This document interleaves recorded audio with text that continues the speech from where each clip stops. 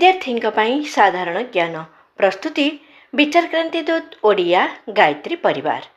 ओडिशार शृंगगुड़िकर नाम उच्चता एवं अवस्थिति।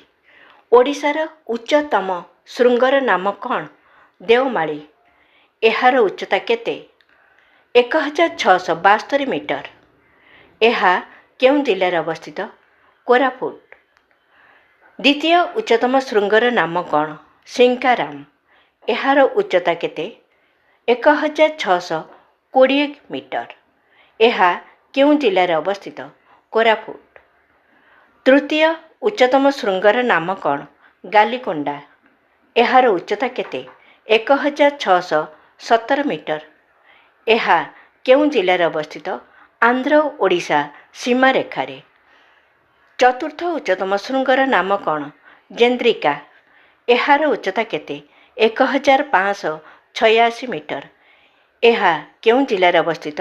कोरापुट रायगड़ा मध्य भागरे। धन्यवाद।